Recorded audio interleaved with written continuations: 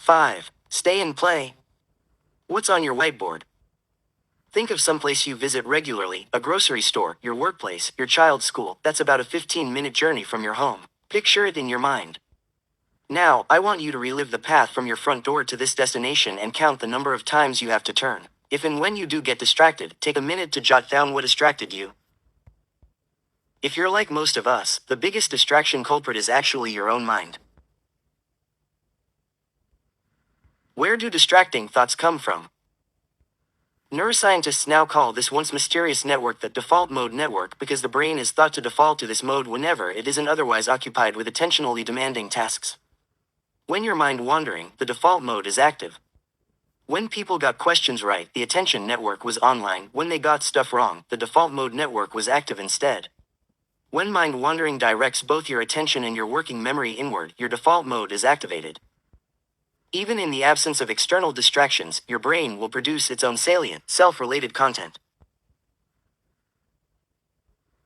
You don't work without working memory? Using your working memory is how you learn and remember. It's a portal into more permanent storage. You need it to be able to encode information and experience new information and much more into your long-term memory. Finally and critically, working memory plays a role in every single thing you want to do every day, from making your lunch to thinking a thought. In neuroscience speak, it's where you maintain a goal. Working memory is your portal to your goal. Working memory is where you hold a goal in mind so you can move toward it. The micro-intentions and deliberate aim of having a desired outcome for each and every task you engage in, all the decisions, planning, thinking, actions, and behaviors you do over the course of a day, anything you set out to do. You lean on your working memory to maintain your goals and sub-goals, update them, and scrap them for a different goal on a continuous, moment-by-moment, task-by-task basis. Working memory is the essential partner to attention. It's what allows you to actually do something with the information your flashlight focuses on. When working memory fails, the field of neuroscience suggests a few ideas. One is that we mind wander with no awareness, the flashlight gets pulled away, whatever we were maintaining vanishes, and we return to a blank whiteboard. Another hypothesis is that there is a sudden death of neural activity for the information we were trying to hang on to. A whole symphony of brain activity is happening, and then all of it stops at the same time. You may have a sense that something was there, but now it's gone. And finally, distraction. Working memory and the three subsystems of attention. Working memory and attention are like dance partners. They must work together smoothly to accomplish any of your goals, whether large or small. The flashlight encodes information and maintains it in working memory, retracing it on the whiteboard to keep it there for longer. When your attention is automatically captured or yanked by something salient, this more exciting to your attention, content overwrites what was being maintained. The floodlight gains access to the whiteboard to accomplish an urgent goal. Under acute threat or stress, your alerting system temporarily blocks access to working memory to ensure that your brain's action systems prioritize basic survival behaviors, fight, flight, freeze over any other goals or plans. The alerting system can be set off by feelings of threat even when there is no real danger. The juggler keeps your current goals active on the whiteboard and updates these goals as circumstances change. Overload, blanking, and distraction in working memory all derail the central executive's juggler, leading to lost goals and misguided behaviors. Decluttering the mental whiteboard. Students who got the mindfulness training improved an average of 16 percentile points on the reading comprehension section of the graduate record exam, GRE, an important test for gaining entry into graduate programs. Stress-related mental time travel yanks the attentional flashlight away from our present moment experience and increases the clutter on our mental whiteboard.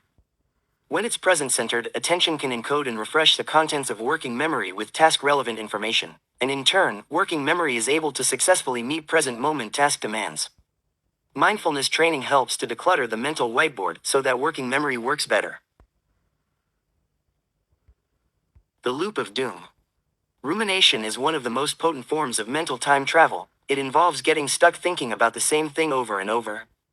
When we ruminate on something, we get caught in a loop. We go over events, wishing they could have gone differently. Sometimes we imagine the alternate ways things might have gone, or we remember how they actually went, and we end up going over those events yet again. We can also ruminate by catastrophizing, imagining how events might unfold in the future, worrying about various potentialities that may never come to pass. These types of mental loops are magnetic, they become conflict states, and it's very hard to pull our flashlights away from them. When we do manage to, we tend to return immediately to the topic as soon as possible, like a tongue seeking a sore tooth. Mental time travel diminishes our working memory's ability to do the work needed for the demands of our present moment. Whatever the contents of our working memory, highlighted and escorted there by our attention, they're the actual contents of our moment-to-moment conscious experience. If you're holding something in working memory, your brain's computational resources shift to service that content. This is what we call the biasing effect of working memory. It's a feature, not a bug. Disappearing ink, your brain needs to automatically dump content at a rapid, constant pace so that there is flexibility and choice in what you continue to focus on and, therefore, maintain. Fragility, we need to be able to rapidly add without a sluggish delay. Capacity, one explanation may that even if you could remember a million things, a big reason for having working memory, like attention, is to be able to take action, and you still only have 2 hands and 2 feet. To reclaim your whiteboard, press play. We need to stop holding down the rewind or fast forward buttons and stay in play to experience every note in the song of our lives, to hear and take in what's happening around us. Core practice booster, watch your whiteboard. Repeat the previous steps.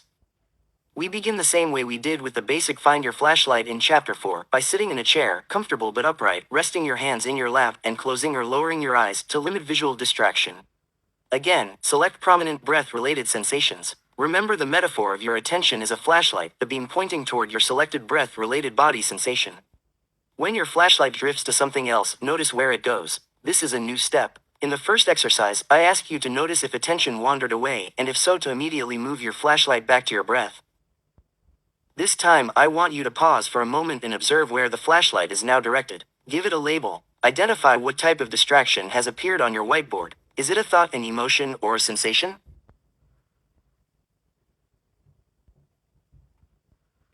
A thought could be a worry, a reminder, a memory, an idea, an item on your to-do list. An emotion could be a feeling of frustration, an urge to stop doing the practice and do something else, a twinge of happiness, a swell of stress. A sensation is something in your physical body, an itch, a sore muscle, noticing that your back hurts from sitting there, or noticing something you heard, smelled, touched, or saw, such as a door slamming, food cooking, the cat jumping in your lap, lights flashing. Make this a quick process. Notice if you begin going down a rabbit hole of elaborating on the distraction or asking why you are thinking about this particular topic, or defaulting to unsupportive habits like chastising yourself for getting distracted in the first place. It is not your job right now to answer these questions or reprimand yourself. Now is actually the time to notice what is on your whiteboard but not to engage with it. Just label the contents as best you can from these 3 categories: thought, emotion, sensation. And then move on. Come back to the present moment, back to your breath after every instance of labeling. If it's a strong experience, it might pop up repeatedly, then just label it again. Repeat. Each time you notice yourself mind wandering, tag the content of your mind wandering as thought, emotion, or sensation, and then come back to your breath. The power of knowing what's on your whiteboard. Ultimately, having a strong working memory is not about always using it for your goals and plans every minute, or about always being in the present moment. This is neither realistic nor desirable. Instead, it's about becoming aware of what your working memory actually contains. It's about recognizing and heading off any interference, such as mental time travel, when there is a task to be done. Career suicide. When we stay in play, when we are filling up our whiteboards with the present moment, we have a much greater chance of encoding that moment into long-term memory. 6. Press record.